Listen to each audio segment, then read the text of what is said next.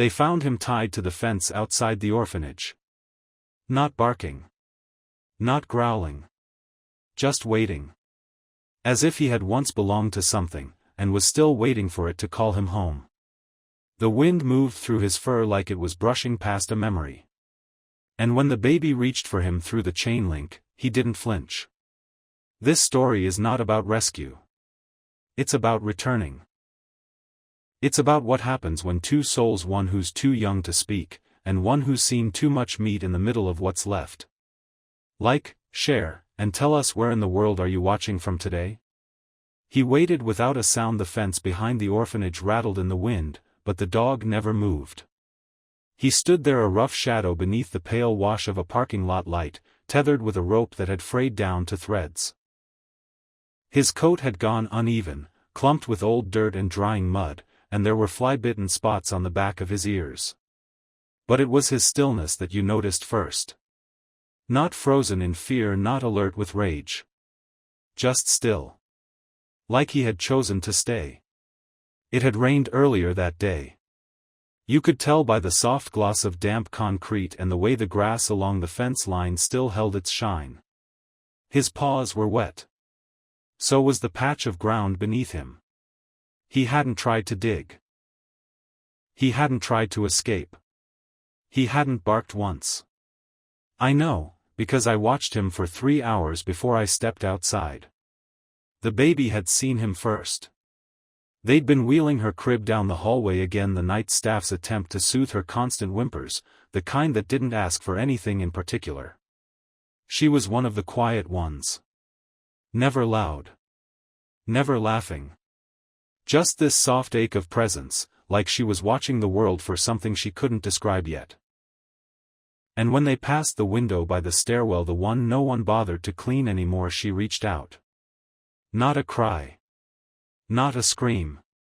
Just one hand against the glass. He was out there. Tied by someone who didn't want to see what came next. Or maybe someone who did and couldn't stay to watch it. I was the janitor at the orphanage. Nights only. Not because I wanted to avoid people, but because they were easier to help when they were sleeping. I cleaned the hallways no one cared about. Replaced bulbs in rooms that had stayed dark for months. I knew where the baby blankets were stored, and which crib wheels always stuck. I wasn't supposed to interfere. But something in me moved when I saw the dog. It wasn't pity. It was something quieter. A kind of recognition, maybe. Like when you see someone sitting alone in a diner and somehow you know they've sat alone before. This wasn't his first goodbye. His collar was gone, but there was a ring of worn fur where it must have been. His eyes didn't follow the cars in the lot. They stayed fixed on the second-floor window, the one that faced the infant wing. He didn't move, even when the wind picked up. Even when the rain started again. Even when I cracked the door and took one step outside. His ears twitched, but he didn't back away. Didn't growl. Didn't flinch. Just watched. And inside 2 floors up, the baby watched him back. He stayed through the rain. That first night, I didn't touch the rope. It hung slack from the rusted fence post, looped once, loosely knotted like whoever left him had meant for it to give eventually, but didn't want to be the one to undo it. The knot reminded me of a child's attempt at tying a shoe. Hesitant. Shaky. Meant to look like certainty. I brought him water. Left it by the base of the fence in an old plastic bowl from the kitchen supply closet. I didn't expect him to drink. He did. Slowly. Thoughtfully. Like the act of drinking was a decision, not a reflex. He didn't look at me. He looked at the second-floor window again. I don't think it was the baby he saw. Maybe just the light. Or maybe the memory of one. Sometimes our eyes lie for us. Sometimes they bring back things we've tried to forget, not out of cruelty, but because forgetting would mean the past never mattered. I sat outside longer than I should have. The shift ended, but I stayed. Leaned against the brick wall, coat collar turned up, listening to the creak of the fence and the soft splash of rain against his bowl. When I finally went in, I paused beside the crib hallway. The baby was awake. Not crying. Not fussing. Just awake. Her hands gripped the wooden slats of her crib like they anchored her to the silence. The mobile above her had stopped spinning hours ago, but her eyes stayed fixed on the window. The one facing the fence. I don't know what she saw. I don't think babies see the way we do. I think they feel before they understand. They feel the absence of something before they ever learn its name. The next morning, he was still there. And he had moved. Not far. Just inches. Closer to the spot where I'd left the bowl. The rope was still loose enough that he could have wandered. But he hadn't. He'd chosen that square of rain-soaked dirt. Like something told him not to leave yet. I brought food this time. Not much. Just scraps from the breakfast line. Eggs. Bits of dry toast. A sliver of sausage wrapped in a paper napkin. I left them beside the bowl. Didn't try to feed him from my hand. That kind of trust isn't earned in one day. Not even in two. He didn't eat right away. He waited until I was halfway back to the door. Then, slowly, deliberately, he took a single piece of toast and laid it at his paws. Not eaten. Just held. Like a ritual. A memory. Something from before. The third night, I sat closer. Not beside him, not even within reach, but close enough that I could see his eyes when he lifted his head. They were the eyes of something old. Not old in years. Old in experience. Like he'd been through something that left a scar deeper than any visible wound. There was a patch on his right side, fur thinned out, speckled with darker skin underneath. I saw it when he turned to scratch behind his ear. At first, I thought it was a shadow. Then I realized it was a burn. A long, healed-over burn, pale and uneven along the ribs. The kind of scar you don't talk about, even if you could. He didn't limp. But when he stood, his front legs took the weight slower than his back. Controlled. Deliberate. Like someone who knows how to brace for pain before it comes. I wondered if he'd been in a fire. There had been one. A few months earlier. Just 2 blocks down. An old duplex burned out from the inside. No one talked about it much anymore. No casualties reported. At least not the human kind. I remembered the smell in the air that day, with smoke and wet cement and something deeper underneath. The kind of scent that sticks to your clothes no matter how long you shower afterward. He smelled like that now. The fourth night, I untied the rope. Not to free him. Not yet. Just to see what he'd do. I knelt by the fence, fingers cold and stiff, and worked the knot loose without looking him in the eye. I didn't say anything. Didn't want to spook him. The rope slipped through the chain link with a soft snick, and I let it fall to the ground. He didn't move.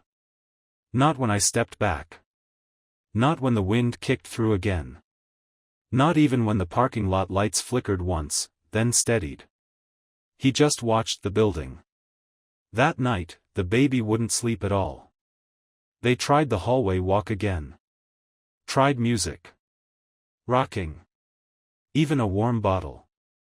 She turned away from all of it. Kept reaching for the window.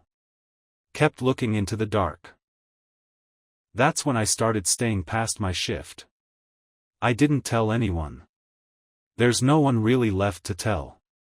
I signed out at midnight and stayed until the sun began to climb the edge of the roofline. I cleaned slower. Took longer breaks. Sat outside with him. He had a name. I didn't know it. But I knew he had one. You could see it in the way he listened to the wind. Like he was still waiting for someone to call him home. I started calling him Ash. Not because of the burn. Not just that. Because he reminded me of the smoke that lingers after a fire is gone, not dangerous, not burning anymore, but still there. Still part of the air. Ash watched the window every night. And every night, the baby reached toward it. There was something happening. Something just outside of words. A kind of tether, invisible but strong. I didn't know what it meant yet. But I knew enough to keep watching. On the 6th night, she made a sound. Not a cry. Not a laugh. Just a quiet like surprise, like something had passed between them through the glass. Her tiny hand pressed flat against the window again, and below, Ash stood up. Not all the way. Not like he was on alert. Just lifted himself from the dirt, turned his head slowly, and looked up. Their eyes met.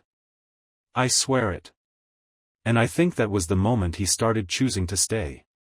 There are kinds of silence you can't hear until you've lost something.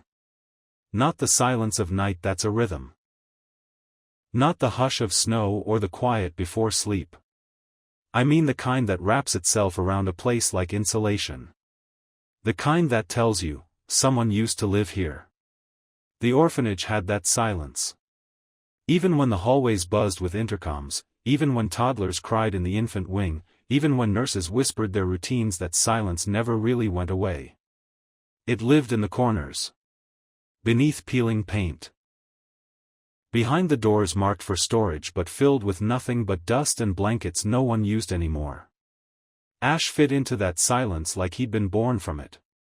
By the end of that first week, he no longer stayed at the edge of the fence. He'd shifted forward, still outside the chain link, but closer to the base of the stairs where staff parked their cars. Every evening, just after sunset, he would rise and move there on his own. That became his spot. He never barked. Not once. But he watched. Every shadow. Every shift in light. He watched like someone whose job had once been to protect something they loved and failed. I started leaving the door open for longer each night. Just the service hallway door that led to the back lot. Not enough for anyone to notice. Just wide enough for scent to pass through. Cold air. The smell of bread crust from the kitchen. Bleach from the janitor's closet. And baby powder. She was teething now. I could hear the restless rustle of sheets from outside her room, the tiny, rhythmic thump of her feet tapping against the crib slats. It was how she soothed herself. Like she was reminding her body it still existed. Her name was Lila. I didn't know that until later. But even before I learned the name, I knew her rhythm. Knew the cadence of her breathing when she drifted off. The way she hummed, just under her breath, like a thought too quiet to say aloud. Ash heard it too. I saw him one night crouched low in the dirt, ears tilted forward, his body as still as stone, listening. Not toward the front lot. Not toward the street. But toward the window above. That was the night he came closer than before. Not all the way. Just to the foot of the stairs. I had left a piece of cloth on the bottom step, an old towel I'd been using to dry down the railings. It still held the scent of soap. And, faintly, of the room I'd come from. Lila's room. Ash lowered his head and sniffed the towel, slow and cautious. Then, without sound, he laid down on it. That's when I knew he wasn't just waiting. He was remembering. He belonged to someone once. Someone small. Someone whose scent still lived in his mind like a trail back to something lost. I didn't tell anyone. It's strange how easy it is to hide truth inside forgotten places. No one asked why the towel was missing. No one asked about the food scraps, or the way the outer door stuck now from being opened too often. I swept the steps before daylight. Made sure the trash bins looked undisturbed. Covered the bowl with an old bucket so it wouldn't draw attention. I don't think I was protecting Ash. Not really. I think I was protecting the silence we'd made together. Some things are too fragile for exposure. Not because they're weak but because the world doesn't know how to look gently. And this, whatever it was a gentle thing. On the 8th night, the weather shifted. It wasn't snow yet, but the air had that feeling like the sky had forgotten how to hold warmth. Frost lined the edge of the windows, and the tile floor made your bones ache if you stood barefoot too long. Lila cried for the first time in days. Not loud. Not frantic. Just this slow, building whimper that never quite broke through into full volume. Like she didn't want to cry but didn't know what else to do with the ache inside her. Ash stood up. I saw it from the second-floor stairwell. The way he rose slowly, deliberately, his head lifting to match the line of the window. His ears didn't perk. They settled like he wasn't listening for threat, but offering comfort. Lila's cry faded. I'm not saying he stopped it. I'm saying maybe she didn't feel alone anymore. After that night, he stopped sleeping. At least not like before. He sat watch. Between dusk and dawn, he moved only once, a slow loop around the lot, always returning to that step. Always curling back onto the towel. Sometimes he lifted his head when a light flicked on upstairs. Sometimes, so did she. I started leaving more than food. An old blanket with chew holes. A cracked rubber ball I found in the donation bin. A baby sock unmatched, pink, with little stars across the toe. I don't know what made me leave that one. I think I just wanted to see what he'd do. He didn't play. But he didn't ignore them either. He arranged them. Each item placed in a row beside the towel. Not chewed. Not tossed around. Just set down with care. Like he was collecting memories someone else had forgotten. I came out late one night, couldn't sleep, couldn't rest, couldn't think past the weight of a world that had stopped feeling new long ago. And there he was. Sitting up. Watching the stars. I don't know if dogs understand stars. But I know grief when I see it. And he carried it like someone who knew how long grief could last. I sat beside him. Not touching. Not speaking. Just the cold concrete under us, and the sky above, and the sounds of a building full of forgotten stories breathing slowly in its sleep. Lila stirred once. I heard her tiny voice, not a word, not a cry, just a shape in the dark. Her hand lifted through the bars of the crib again. The motion familiar now. Reaching. Ash didn't move. But his tail thumped. Once. Slow. Like a heartbeat. I closed my eyes. And for a moment, it felt like nothing was broken. Like maybe this one piece of the world, a baby, a dog, and a man too tired to pretend anymore, had started to glue itself quietly back together. There are places the body remembers before the mind does. The feel of a worn step beneath your heel. The scent of old cotton in a sunlit crib. The softness of a breath not your own, close enough to feel but not touch. Ash moved like he remembered this place. Not with certainty. But with caution, the kind you carry when you're close to something you used to love, but don't know if you're allowed to anymore. By the 10th night, he didn't sleep at all. He stayed awake until just before dawn, his body still as stone, ears twitching at every shift from inside the orphanage. He was watching for something, not out of fear, but out of instinct. Like he knew someone in that building once belonged to him. And every time Lila woke, she reached for the window. It wasn't routine anymore. It was ritual. Her hand, always the left, rising in the dark, fingers pressed flat to the fogged glass. Sometimes she tapped. Soft, aimless touches. Sometimes she just rested there. Eyes open. Breathing quiet. I don't know if she understood he was real. I think she felt him before she saw him. Babies don't need explanation. They don't wait for logic or name tags. They respond to what their bodies tell them is true. And Lila responded to Ash like she'd always known he'd come. I started taking my breaks earlier. Sometimes I brought a chair out to the stairwell landing, propped the outer door open just wide enough to see him still as ever, the towel beneath him stiff now with cold. I brought him a blanket. Not mine. Not new. Just an old woolen one from the overflow cupboard, one of the ones they never used anymore, the ones with frayed corners and patches you could see through if you held them to the light. He didn't lie on it at first. He stared at it. Sniffed it. Circled it once. Then he laid down. I think that's when I started talking. Not in the usual sense.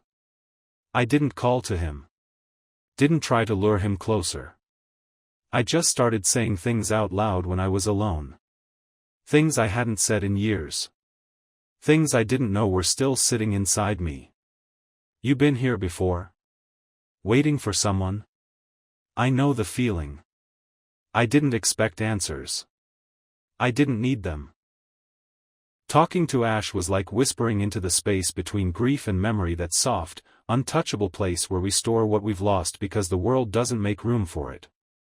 I told him about my daughter. Not all at once. Just pieces. The first time I said her name, my voice cracked. Maya. That was her name. She'd be 14 now. If things had been different. If the road hadn't been slick. If I hadn't turned around to pick up the bottle she dropped in the back seat. If I hadn't told her I didn't have time for a bedtime story that night, just hours before. Ash didn't turn away. He didn't come closer, either. But he listened. Or maybe he just existed in that stillness long enough for me to believe someone was listening. And Lila, she started sleeping through the night. It began 2 days after I laid the blanket out. Her cries faded to murmurs. Her breathing evened out by midnight. The night nurse started saying it aloud, she's getting better. Must be growing out of it. But I knew better. She wasn't growing out of anything. She was growing into something. Something rooted in instinct, not logic. She felt Ash's presence like a tether. Not heavy. Not forced. Just grounding. Sometimes I'd find her in the morning, curled into the side of her crib facing the window. One fist clenched. The other open, fingers splayed against the glass, as if she'd fallen asleep mid-reach. The night it snowed, I stayed past sunrise. I told myself I was checking the pipes. That the snow might freeze the outer vents. But I think I just couldn't leave Ash out there without knowing he was warm. He didn't move when the flakes started. Just sat beneath the rusting stair rail, watching the building with the same quiet devotion I'd come to recognize as his way of remembering. The snow settled on his back. First soft. Then heavier. I brought out the old umbrella I kept in my locker and wedged it between the trash bins and the stairwell. Not perfect coverage, but enough. When I turned back, he was looking at me. Really looking. Not just that glancing alertness dogs give to motion. But full eye contact. Deep, steady, unblinking. Like he was trying to decide if he could trust me with something he hadn't told anyone else. That was the first time he stood when I approached. He didn't come to me. But he didn't back away, either.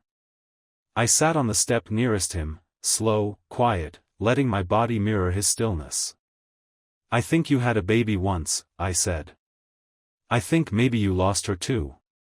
And even though I know it sounds impossible, I know what I saw. Ash closed his eyes. Just for a second. Like something inside him knew. After that, the snow kept coming. The city issued a shelter bulletin. We started preparing extra cots. Pulling out space heaters from storage. The power flickered once, then stabilized. Lila's crib was moved closer to the heating vent. I offered to help with the overnight shift, just to stay near. That night, Ash didn't sit by the stairs. He stood. Facing the window. Watching through the snowfall. And inside, the baby reached her hand to the glass again. But this time she pressed her forehead against it too. Her breath fogged the pain. Her eyes didn't blink. She wasn't just sensing anymore. She was waiting. The snow didn't stop. By the time it settled into something steady, it had blanketed the rooftop vents, muted the sound of passing traffic, and left everything in that washed-out blue light that only winter knows how to cast. Time began to feel slower, heavier, like it had thickened in the air. Ash didn't flinch. He stood in it like it belonged to him. The wind, the silence, the cold, all of it pressed against his coat like old grief coming home again. His legs didn't shake. His breath stayed even. But when I looked closer, I saw the smallest quiver at the edge of his ribs. Not fear. Not pain. Just the cost of staying still for too long in a world that had already forgotten how to warm him. Inside, the space heaters hummed. The infant wing glowed soft with night lights and insulated lullabies. And Lila, always the quiet one, always reaching, was starting to sit up on her own. It changed something. Not just for her, but for the rhythm between them. Before, she'd only reached. Only watched. But now, she moved. She crawled toward the window on her own, pressing her palms to the cold glass with the deliberateness of someone touching a name carved in stone. She didn't speak. She never had. But something in her body knew, he's out there. And Ash every night now came closer. Not bounding. Not pacing. Just closer. His paws left soft indentations in the snow. A slow trail from the edge of the fence to the foot of the orphanage stairs. Sometimes he'd pause. Look up. And then, instead of settling on the old towel or blanket I'd left, he would stop directly beneath her window. He knew. He knew the layout of the building. He knew the location of her crib. I don't know how. I don't pretend to understand how dogs store maps inside their bodies, but he knew. That was when I made the decision. I opened the door. Not wide. Not a welcome. Just enough. One quiet morning before sunrise, I cracked the service door beside the stairwell just a sliver and stepped back into the shadows. I didn't call. Didn't coax. Just waited. Ash didn't move right away. He stood at the edge of the step. The snow falling over him like the final page of a book that hadn't yet found its ending. Then, slowly, one paw, then the next, he approached the door. I didn't breathe. The wind shifted. His nose lifted. For a second, he paused, ears flat, tail low, every muscle holding the weight of uncertainty. Then, with the softest step I've ever heard from something that size, he crossed the threshold. He didn't go far. Just inside. Just enough to leave a few melting pawprints on the tile. Just enough to tilt his head toward the stairwell, the one that led to the infant wing. I didn't stop him. I followed at a distance, my boots echoing against the concrete. Ash didn't startle. He walked like someone who had memorized this path a long time ago and was only now allowed to walk it again. Up the stairs. Down the hallway. Past the storage room. Past the mural with the faded sunflowers. Toward the quiet room at the end. Lila's room. He stopped outside her door. There was no sound from within. Not yet. Just the steady buzz of the heater and the faint rustle of a crib sheet shifting in sleep. I leaned against the wall. Watched him lower his head to the base of the door. He didn't scratch. Didn't whine. He just pressed his nose there. Breathing in the memory. Then, as if on cue, I heard it. Tiny movement. A change in air pressure. The small wooden creak of someone sitting up. She was awake. I opened the door. The room was still dim. Still soft with warmth and fabric and night. Lila sat upright in her crib, both hands on the rail, her eyes fixed on the doorway. And then she saw him. Her lips didn't part. No smile. No giggle. No sound. But she reached. Not high. Not hopeful. Just forward through the bars with the calm expectation of someone recognizing something they'd already known in a dream. Ash stepped in. Slow. Low to the ground. His movements had the weight of reverence, like someone entering sacred space. He came to the crib and sat down. Not pressed close. Just near enough. Lila's fingers brushed the air between them. She didn't cry. She didn't giggle. She didn't need to. Her fingers curled, open and slow, and Ash leaned forward, lowering his head until his nose barely touched the wooden bar. Their breath met first. Hers warm, a little shaky. His slow, steady, grounding. And then it happened. She touched him. A single, small hand pale against his dark fur settled on the bridge of his muzzle. Not patted. Not grabbed. Just laid there, like she was checking to see if he was real. Ash didn't move. Didn't blink. Only when she let go did his eyes close. I don't know how long we stood there. The snow still fell outside. The heater clicked softly in the corner.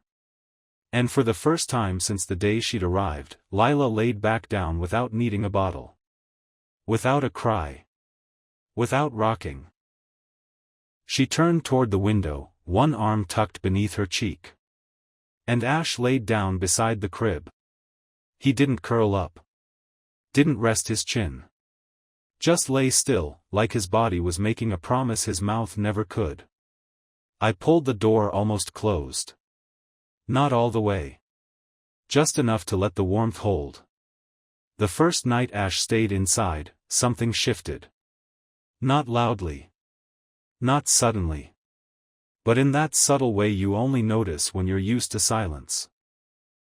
The kind of silence that has shape to it, hollow, echoing, lonely. And then, the shape changes. Lila didn't cry once that night. Not when the heater clunked on. Not when a hallway cart rattled past. Not even when the streetlight flickered and cast her shadow across the crib. She stayed still, her breath slow and warm against the edge of the blanket, her fingers curled beneath her chin like she'd always slept that way. Ash never left her side.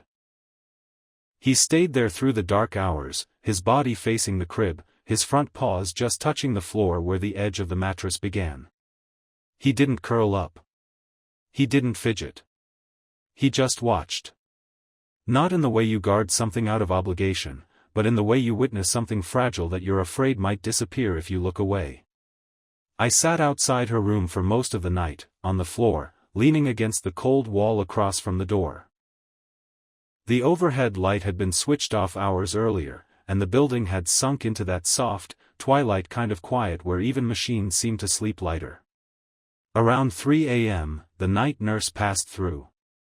She didn't notice me. Or maybe she did, and chose not to question it. She paused outside Lila's door for a moment, maybe listening for her breathing, then moved on. Ash didn't make a sound. When dawn came, I opened the door again. He stood up slowly, his legs stiff from the cold tile. We made eye contact, and for the first time since he'd arrived, I saw something different in his gaze. Not wariness. Not weariness. It was trust.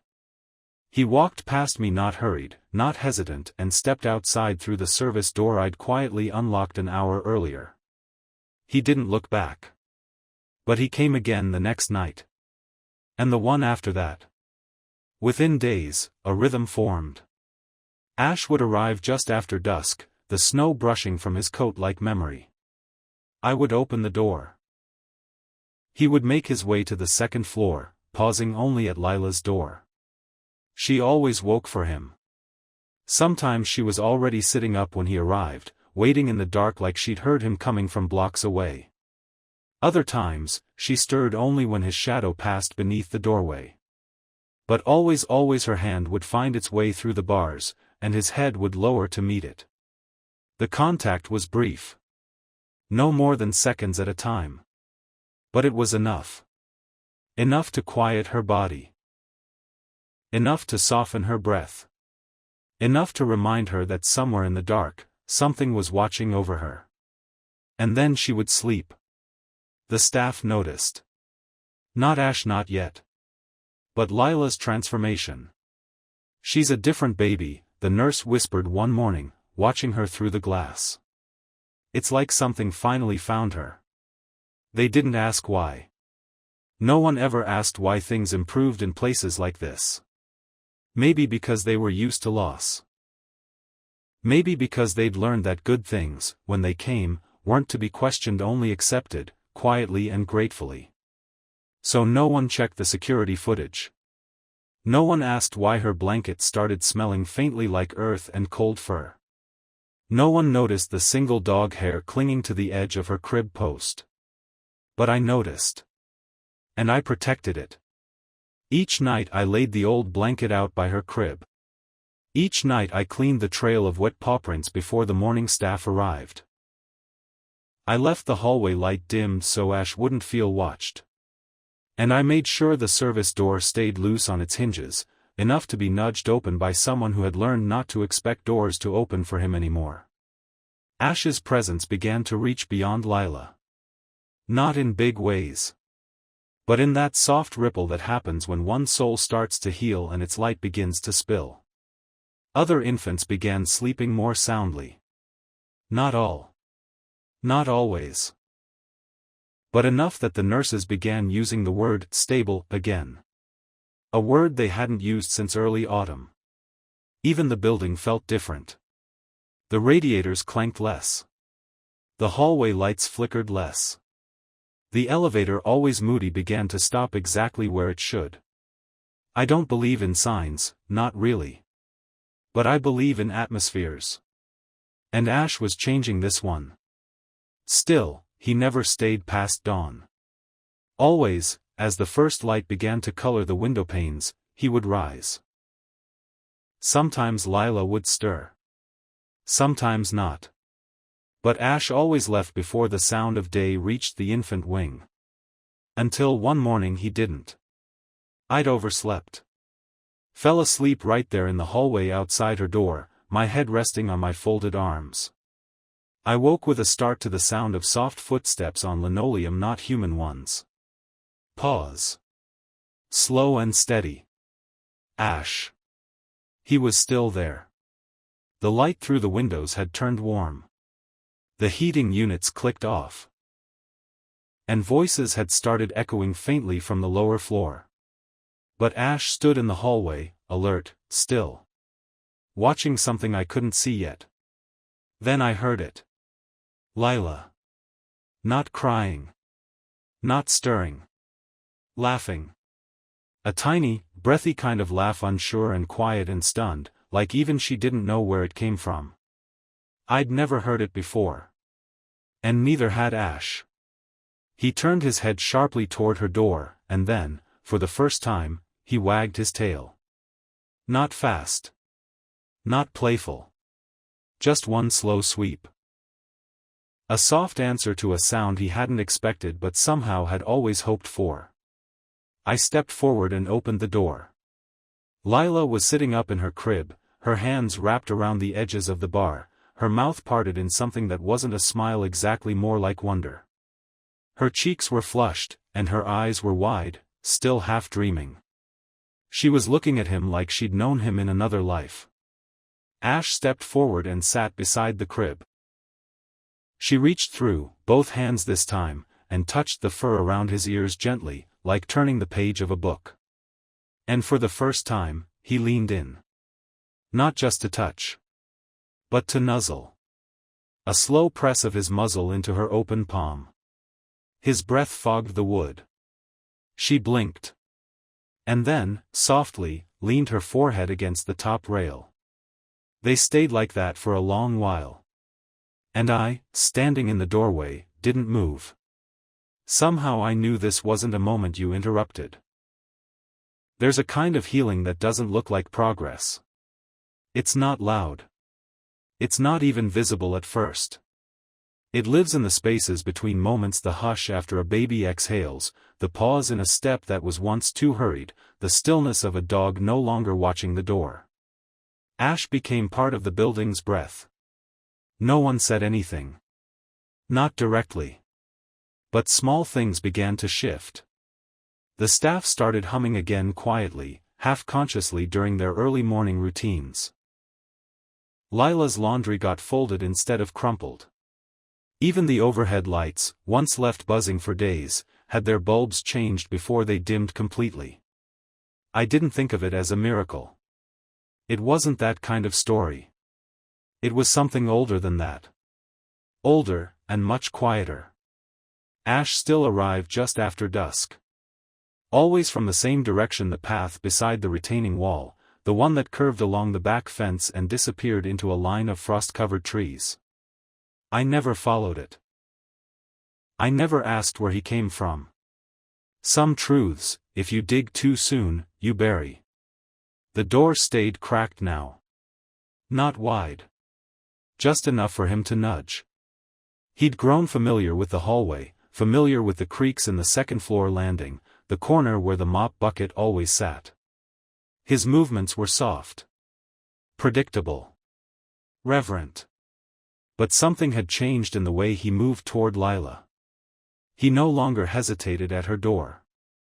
He walked through it like it had always been his to enter. No pause. No caution. Just the silent gait of someone who knew their place and had returned to it after a long time away. Lila would already be waiting. Sometimes in her crib. Sometimes crawling across the blanket we'd laid out. I didn't tell anyone about that, how I'd brought the blanket into her room. Just folded it once and placed it near the window. No words. No explanation. Ash would lay beside it. Lila would press her back against his ribs. And together, they would sleep. It shouldn't have made sense. The staff should have noticed. There should have been protocol. Rules. A checklist for safety. But orphanages are strange places. They live in the margin between systems and souls, between what can be measured, and what simply is. And in that margin, Ash belonged. It wasn't just Lila anymore. He started lingering in the halls after she fell asleep. Not far. Just outside her door. Sometimes near the nurse's station, his body low and quiet beneath the coat rack.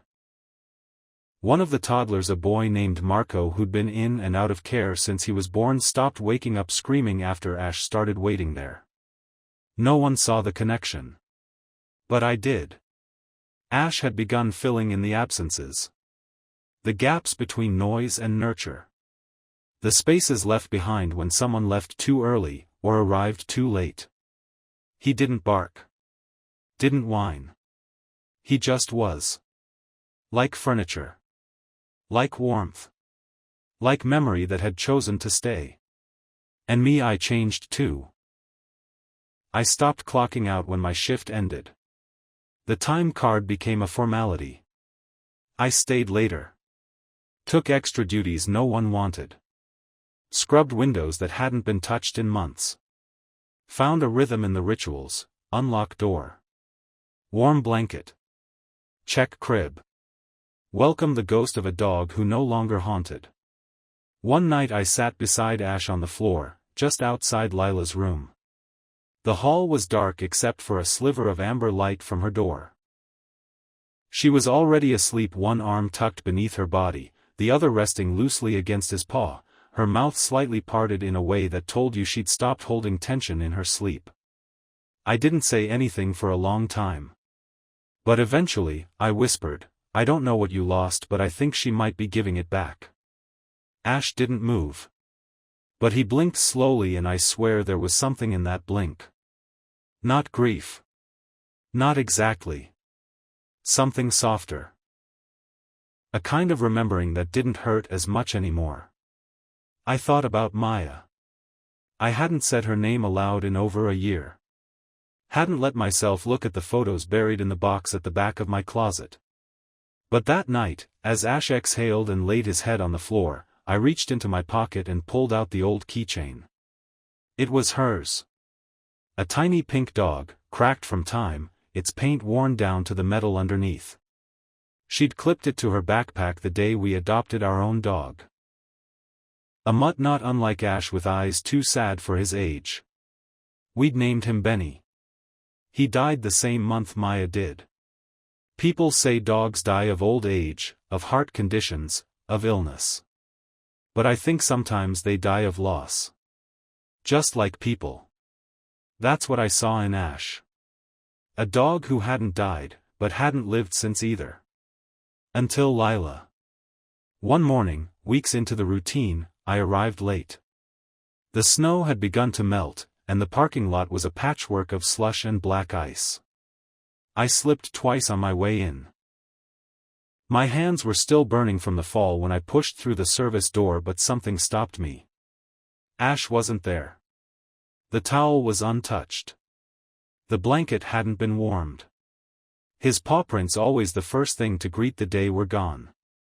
My heart dropped. I checked the stairwell. The hallway. Her room. Nothing. Lila was still asleep, her arms curled against the mattress, but the air felt different. Like something had been unplugged from the wall. I waited. An hour passed. Then 2. At sunrise, I stepped out into the side yard, hands shoved deep in my coat pockets, and called out. Not his name. I didn't know his name. Just the sound I always made when I saw him. A soft exhale. A whistle barely formed. The kind of sound that doesn't call, it invites. For a long time, nothing. Then movement. From behind the utility shed, a shadow shifted. Large, slow, steady. Ash. But not alone. He emerged with something in his mouth. A scrap of flannel. Torn, dirty, weather-worn. Faint pink threading on the corner.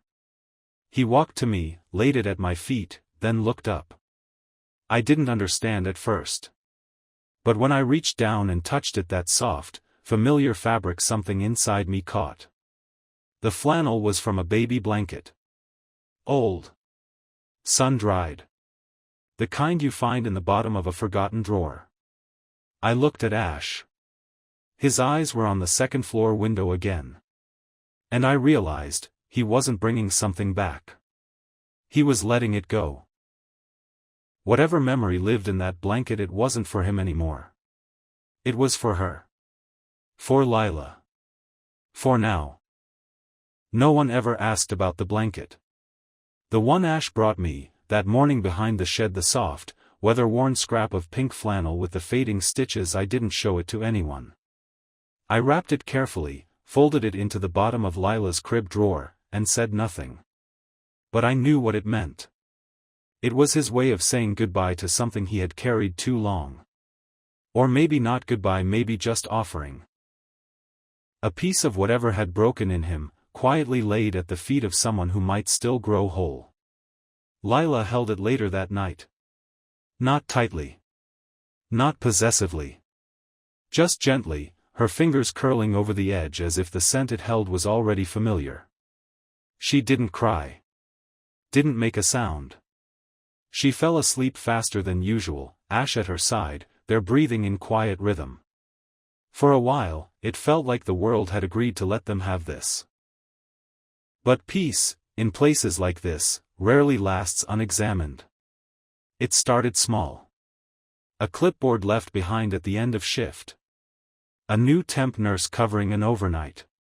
Someone unfamiliar with the rhythms, the rules not written. That night, I'd been called away to the boiler room. An alarm had gone off. Just a flicker in the panel, not a real emergency. I was only gone 15 minutes. When I came back, the door to Lila's room was wide open. And Ash was gone. I found him by the back stairwell. Cornered.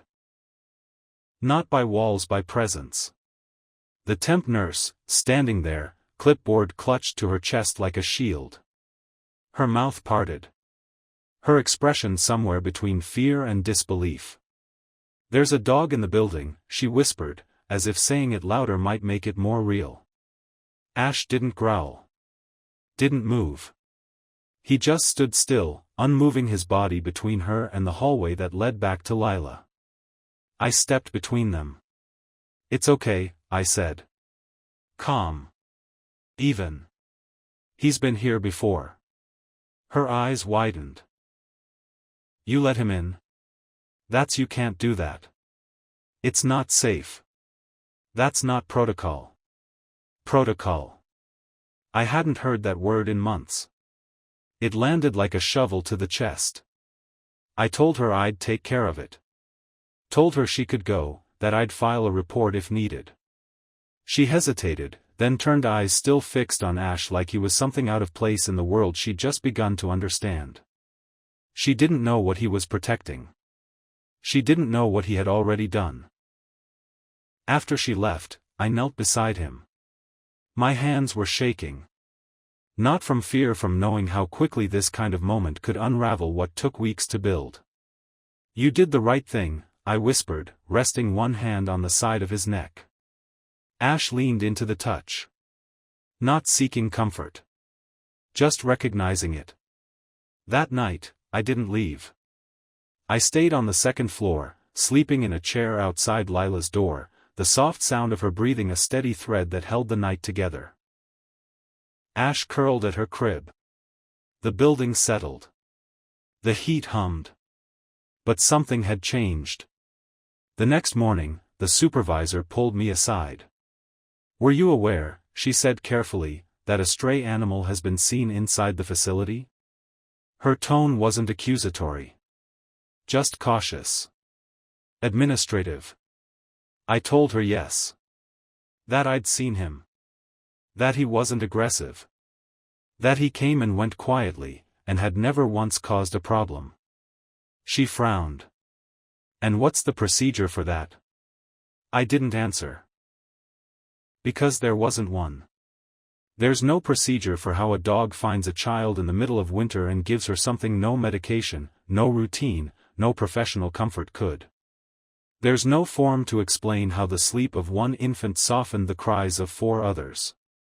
How a shadow beside a crib can be the difference between growing up afraid and growing up held, even if never touched.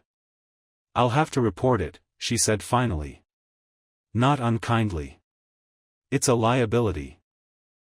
And that was the word I knew would come. Liability. The world's favorite way to say, "We cannot love this." Not openly. That night, I didn't open the door. I stood beside it, hand on the handle, listening for his steps on the gravel path. He came. Right on time. Just like he always did. I could see his silhouette through the frosted glass, tail low, head high, expectant. He paused. Waited. But I didn't move. Inside, Lila stirred. Her hand reached for the crib rail, the same motion she made every night. I could feel her wakefulness like a pulse behind the wall. Still, I didn't move. I let the moment pass. Ash waited 5 minutes. Then he turned. Slowly. Silently. And disappeared into the dark. The next morning, Lila didn't wake for breakfast. Not sick. Not in pain. Just flat. She stared at the window like the snow had erased something she wasn't ready to lose. She didn't reach. Didn't smile. Her body was limp in the nurse's arms when they moved her to the playmat. That night, I watched the service door until midnight. He didn't come. And for the first time in nearly a month, the hallway outside her room felt empty. I wanted to explain it to her. I wanted to kneel beside her crib and say, "It wasn't your fault." I wanted him to come too. I tried to make the world smaller, safer, gentler, and it pushed back. But she was just a baby. And babies don't ask for explanations. They ask to feel. And she no longer felt him. I made my decision the next night. I opened the door. And I waited. An hour. Then 2. But the path stayed dark. I walked out into the lot. My boots crunched through the frost. The air was sharp in my chest, biting in that clean way that comes after a heavy freeze. I looked toward the trees.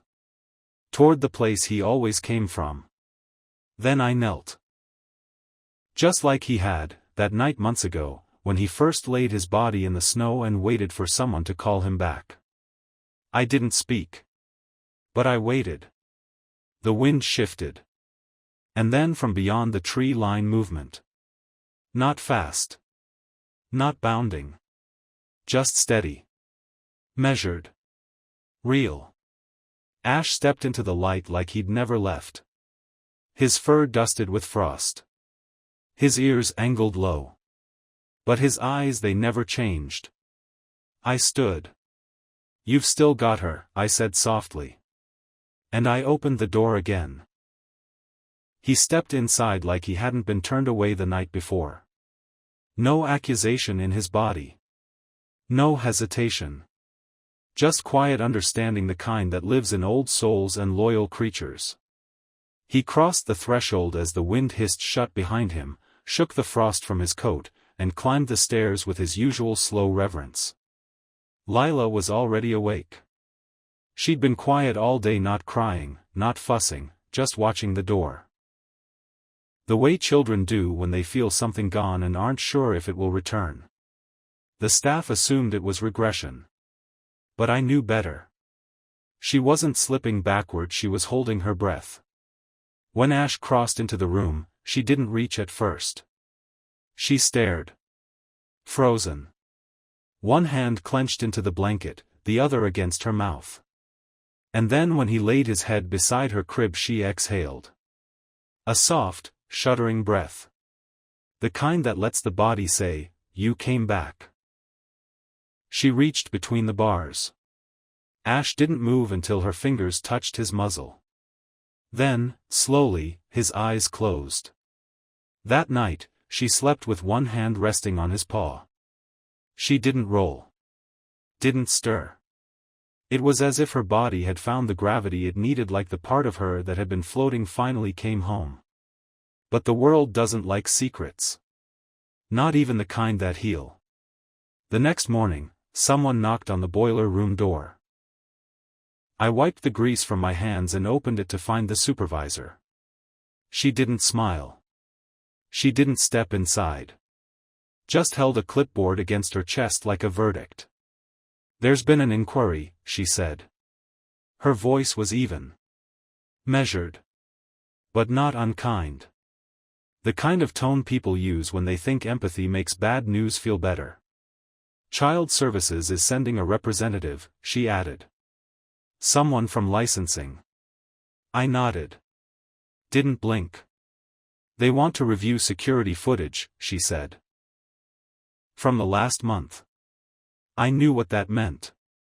Ash, the miracle we didn't name, the quiet change no one recorded, had been seen. A passing mention from a nurse. A whisper from a temp. And now, protocol would come to collect what it had overlooked. She paused before leaving. "I know you meant well," she said. "But if there's been unauthorized exposure, liability falls on us." Liability. The word again. Cold. Legal. The opposite of what Ash had brought. I waited until the hallway cleared, then climbed the stairs. Ash was still beside her. Curled, calm, his body rising and falling with Lila's soft, sleeping breath. I leaned against the doorframe and looked at him for a long time.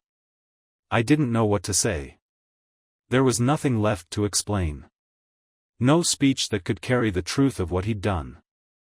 And even if there had been, it wouldn't matter. The world didn't listen to stories like this. Not really. It listened to rules. It listened to policies and signatures. Not paws on tile. Not the way a child finally stopped crying. I left the room without a word. That afternoon, I pulled the old file box from my locker. The one I hadn't opened in years. Inside, faded photos. A folded drawing. A vet bill from a decade ago. And beneath it, the adoption papers for Benny, our dog, before Maya died. I brought them home that night. Spread them across the kitchen table and stared at the signatures. The dates. The way the corners had yellowed with time. Then I did what I should have done weeks earlier. I made a call. Not to the shelter. Not to the city. To someone I knew from before. An old friend of my wife's, someone who worked in county animal control but still believed in second chances. She didn't answer the first time. But the second, she picked up. I told her about Ash. Not everything.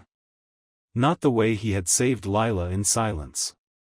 Just the facts the world would understand. Stray, large breed, calm, no aggression, possibly abandoned.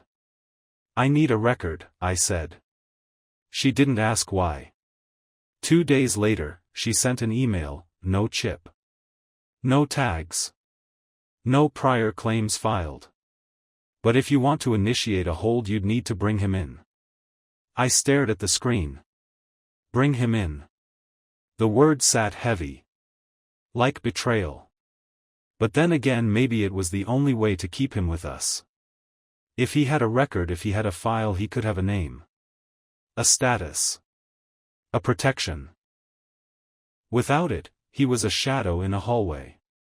That night, I opened the door again. Ash came, as always. Soft-footed. Cold-furred. Eyes bright, but tired. I knelt beside him. I didn't speak. But this time, he leaned forward and rested his head in my hands. I think he knew something was coming. The next day, they arrived. Not with sirens. Not with drama. Just 2 representatives from licensing and welfare. Clipboards. Lanyards. Smiles that didn't reach their eyes. They asked for footage. Walkthroughs. Protocol logs. They took notes. And then they asked about the dog. The supervisor hesitated. I stepped forward. He's not here anymore, I said. But he wasn't a danger. One of them, a woman with gray eyes and a lined forehead, flipped a page on her clipboard. There are reports he was inside the infant wing. Yes. And how long had that been happening? I paused. Then told her the truth. Since she started sleeping through the night. There was a silence. She glanced at her colleague, then looked back at me. No documented incidents? None, I said. Another pause. Was the animal ever claimed? Not yet, I said. But I've started the paperwork. They nodded. Wrote something down. When they left, the building felt heavier. Like it had been measured. And found uncertain. That night, I stayed by the door again. Ash didn't come. The wind howled. The trees bent. But the path stayed empty. I checked the stairs every hour. Checked the yard. Nothing. Lila didn't sleep. She cried for the first time in weeks, a quiet, confused sob. Not loud. Not angry. Just lost. I held her. Not long. Not tight. But enough. I whispered that he would come back. Even if I didn't know for sure. The next morning, I opened the back door and stepped into the frost. And there he was. Limping. Tired. But there. I rushed to him. His leg was scraped. Not bleeding. But sore. His coat was damp from snowmelt. I wrapped my arms around him, not because I needed to but because I could. We're not done, I whispered into his fur. You're not done. Ash didn't fight me when I lifted him into the van. He was heavier than he looked, not from weight, but from presence. That kind of stillness he carried, the density of it, like gravity wrapped in fur. His leg trembled as I placed him on the folded blanket in the back seat, but he didn't whine. He looked at me once, then rested his head on the floor mat. I drove with both windows cracked not wide, just enough for him to catch the wind. The way he lifted his nose slightly, catching the air like it might tell him something, reminded me of Benny. Of how Maya used to do the same on long drives, hand out the window, fingers fluttering, like she was trying to read the sky. The shelter was quiet. Early morning. No barking. No motion behind the front desk. Just the hum of old radiators and the smell of bleach over old wood. The woman I'd called Andrea stepped out from the back office the moment I pushed the door open. She looked at Ash first. Didn't smile. Didn't flinch. Then looked at me. "You sure?" she asked. I didn't answer. Just helped Ash step forward, his limp worse after the ride. She led us into the exam room. No cages. No cold metal. Just a scale, a clipboard, and a mat. Ash stood still while she scanned him. No chip. Again. She crouched beside him, ran her hand down his side with the kind of caution you only use around animals you respect. "He's old," she said quietly. "But not too far gone." She looked at me. "He's holding on. For something." I nodded. "He's already found it." She turned the clipboard toward me. "We can place a 10-day hold. That gives you time to file as finder and prepare a formal adoption claim. But you know how this works. If anyone calls looking," I signed. "Then we'll listen," I said. "But if they haven't yet, I don't think they're going to." Ash lay down while she printed the intake sheet. He didn't look at her. Or me. Just the door. Always watching for a way back. I leaned down, touched his neck, and whispered, "I'll be back. It's not the end. Just the part where we make it official." He didn't blink. Didn't sigh. Just trusted. That night, Lila didn't sleep again. She didn't cry, either. That was the part that broke me. She just stared. The kind of blank stare that belongs to people far older than her, people who know, without knowing how, when something has left for good. She didn't reach for the window. Didn't reach for the blanket. She turned away from both. The staff noticed. Asked if she was sick. If she needed something. I told them she was waiting. For 3 days, I made the drive to the shelter. Sat beside Ash while he lay in the holding area, which Andrea had made up with an old comforter and a space heater. He didn't bark. Didn't resist. But each day, he watched the door a little longer before closing his eyes. On the 4th day, Andrea met me in the parking lot. "There's been a call," she said. "Someone saw his photo on the intake list. Said they might recognize him. No details. Just a name." She handed me a piece of paper. 3 lines. A first name. A cell number. And a street I didn't recognize. I didn't speak. She hesitated. "You don't have to call," she said. "But if we do and they want to reclaim," I took the paper. "I'll go," I said. "He deserves a choice. Even if he can't make it out loud." That evening, I drove to the address. It was a trailer. Rusted siding. A broken porch light dangling on one wire. A plastic swing, still moving in the wind. I stood outside the door for 10 minutes before knocking. A woman answered. Late 30s. Hollow around the eyes. She looked at me like she was trying to place where she'd seen me or whether she should be afraid. "Did you call about a dog?"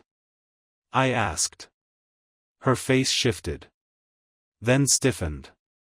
"I thought it might be him," she said. "German Shepherd? Limp on the left?"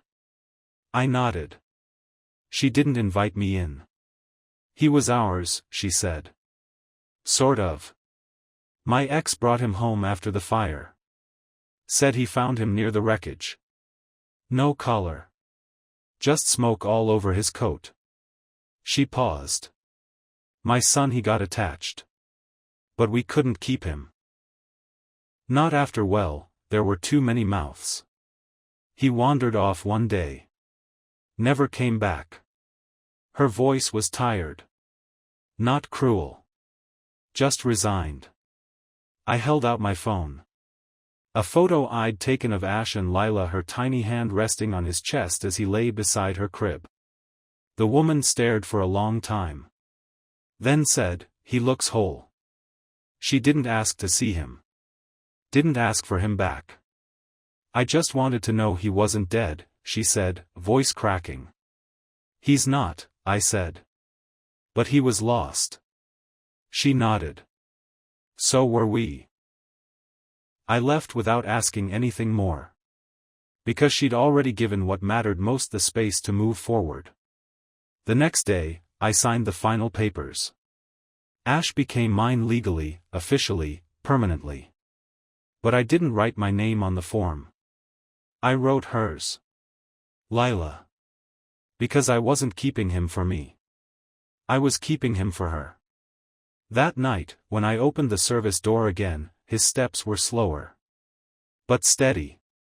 When he reached the top of the stairs, he paused just once and looked back at me. I nodded. Go on. Lila was already standing in her crib. Arms out. Eyes wide. Waiting. Ash crossed the threshold without hesitation. And this time when she touched his muzzle she smiled. Not a small one. Not a question. But a knowing. She buried her face in his neck. And exhaled. Winter thawed slowly that year. The snow didn't vanish overnight. It peeled back inch by inch, revealing the brittle ground underneath, worn grass, faded sidewalk chalk, forgotten things that had once meant something to someone. Ash stayed. Not just for the nights. Not just in secret. But in the open, now. No more side doors. No more shadows. He had a place in the hallway, on the blanket by the crib, under the sun-washed window where dust floated like soft ghosts. The building made room for him.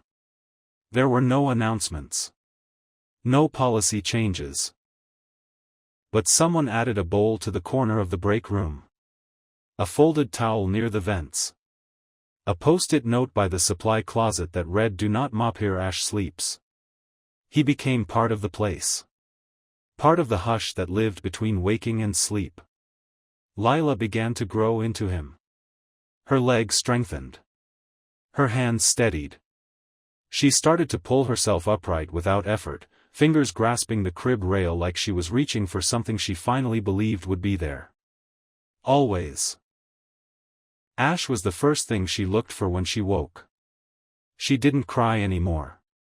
Sometimes, just before sleep, she would reach her hand through the bars, not urgently, not asking, just reaching.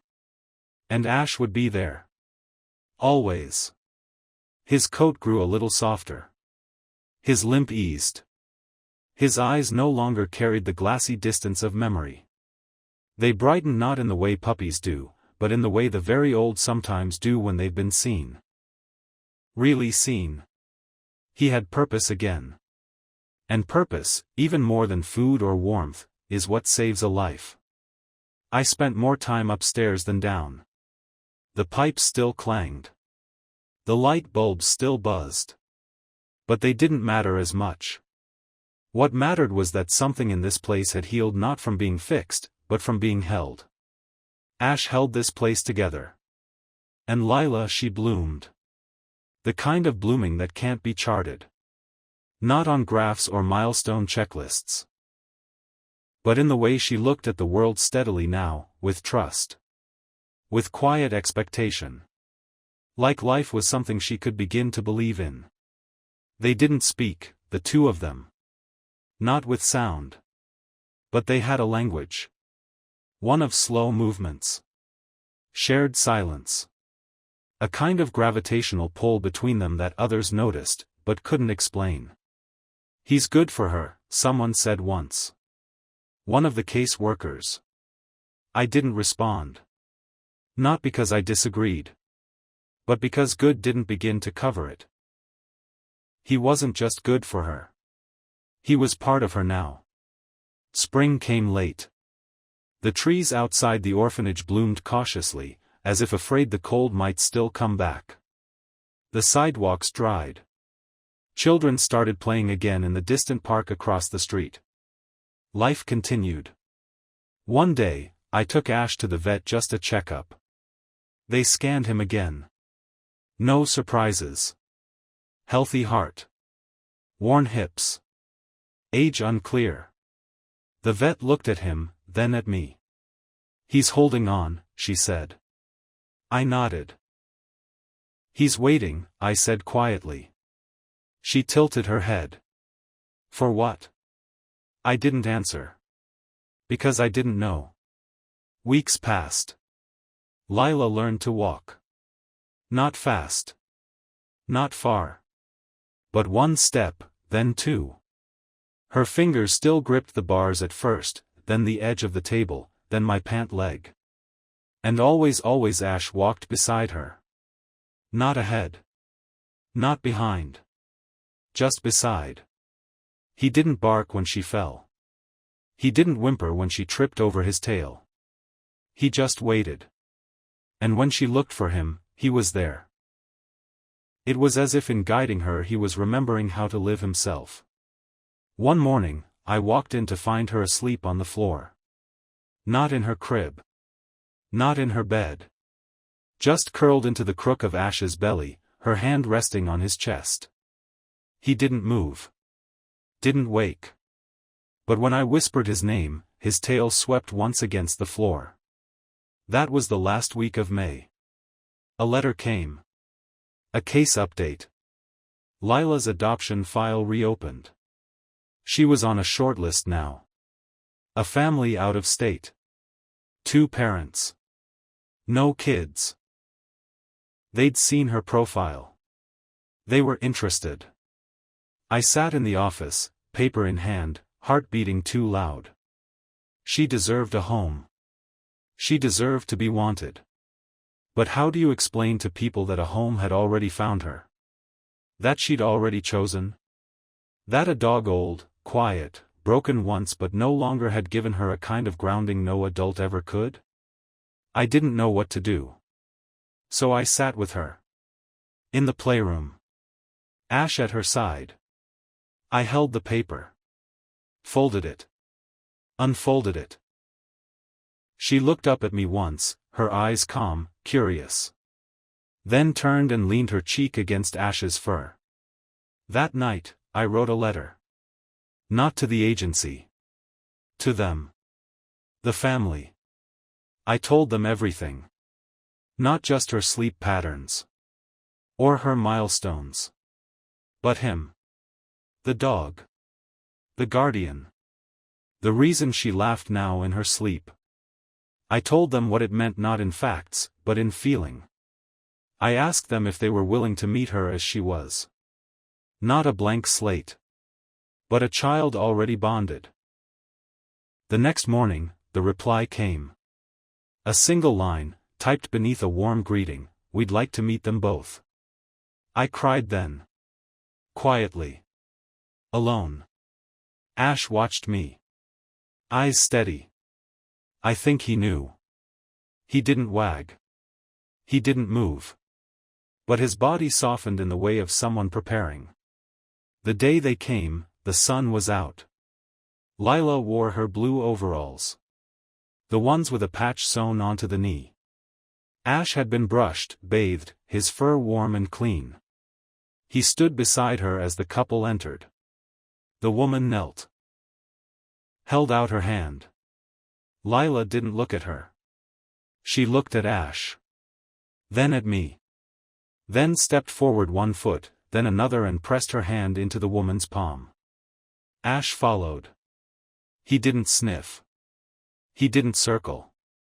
He just stood beside her, not as her protector anymore. As her witness. The couple stayed for hours. There was no fanfare. No dramatic goodbye. But when they left forms signed, hearts full, Ash turned back once, just once, and looked at the crib where she used to sleep. He didn't lay down. He didn't curl up. He simply exhaled. And I swear, in that breath, I heard everything he'd ever held let go. That night, the orphanage was quiet again. The hallways returned to their old sounds, the radiator hiss, the creak of the stairwell, the distant lullaby someone played too often on loop. But something had changed. Not missing. Not lost. Just finished. I stayed late. Swept the stairs. Turned out the lights. Checked the room one last time. The crib was empty. The blanket folded. And the floor where Ash had slept. Still warm.